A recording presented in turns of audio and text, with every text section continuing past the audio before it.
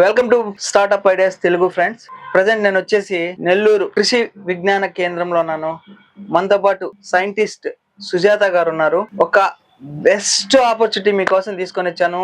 మన యూట్యూబ్ ఛానల్లో మొదటిసారిగా ఇట్లాంటి ఒక ఆపర్చునిటీ అనేది తీసుకురావడం జరిగింది. సో ఆ ఆపర్చునిటీ ఏంటి, ఎలా చేసుకోవాలి, ఇదందరికీ కూడా ఉపయోగపడుతుంది. సిటీలో కావచ్చు, విలేజెస్ లో కావచ్చు, చాలా డిమాండ్ ఉన్నటువంటి ఇన్ఫర్మేషన్. ఇంతవరకు ఏ యూట్యూబ్ ఛానల్లో కూడా పూర్తిగా ఇన్ఫర్మేషన్ ప్రొవైడ్ చేయడం అనేది జరగలేదు. సో మనం సైంటిస్ట్ గారితో, సుజాత గారితో ఆ పూర్తి వివరాలని అడిగి తెలుసుకుందాము.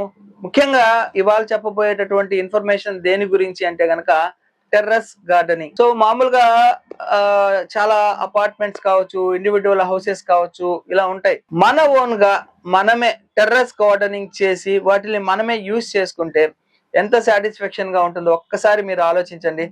సో నమస్తే అండి సుజాత గారు. నమస్కారం అండి. మేడం, అసలు టెర్రస్ గార్డెనింగ్ అంటే ఏంటి? నమస్కారం అండి, నా పేరు సుజాత.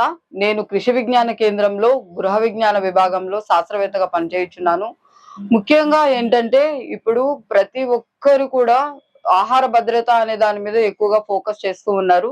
ఈ ఆహార భద్రత విషయానికి వచ్చినట్లయితే దాంట్లో భాగంగా ఈ పోషక తోటల పెంపకం, అలాగే మిద్దె తోటల పెంపకం అనేది చాలా ప్రాచుర్యం జరిగింది.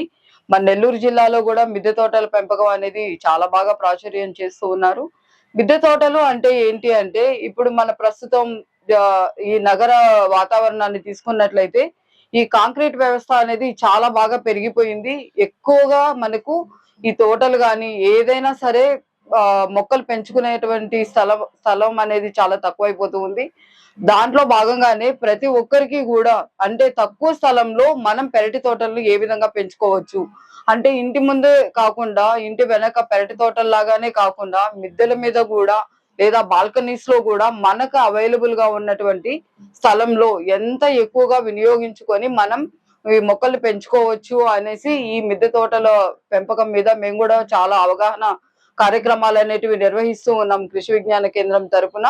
మిద్దె తోటలు అంటే ఏంటంటే, ఈ పట్టణాలలో మనకు స్థలాభావం అనేది చాలా ఎక్కువగా కనిపిస్తూ ఉంటుంది. మన మిద్దెల మీద కానీ లేదా బాల్కనీల్లో కానీ మనకి అవైలబుల్ గా ఉండేటువంటి స్థలంలో మనం నిత్యావసరంగా వినియోగించేటువంటి కూరగాయలు, ఆకుకూరలు, అలాగే దీనితో పాటు ఔషధ మొక్కలు కూడా నిత్యావసరంగా ఉపయోగించుకునేటువంటి చిన్న చిన్న ఔషధ మొక్కలను కూడా పెంచుకోవచ్చు.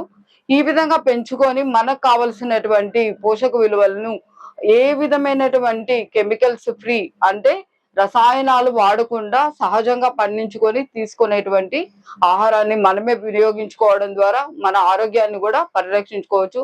ఈ విధంగా ఆహార భద్రతకు ఈ పెరటి తోటల పెంపకం లేదా మిద్దె తోటల పెంపకం అనేది ఒక ముఖ్య పాత్ర పోషిస్తుంది అని చెప్పి చెప్పుకోవచ్చు. మేడం, టెర్రస్ గార్డెనింగ్ అంటే అసలు ఏంటి? పెరటి తోటలు లేదా మిద్దె తోటలు అని అంటే, మనం ఇంటి దగ్గర ఉన్నటువంటి ఖాళీ స్థలాన్ని వినియోగించుకొని మనకు కావాల్సినటువంటి ఆకుకూరలు, కూరగాయలు, పండ్లను పెంచుకునేటువంటి ఒక దీన్ని తోటల పెంపకాన్ని మనం మిద్దె తోటల పెంపకం అని అంటారు.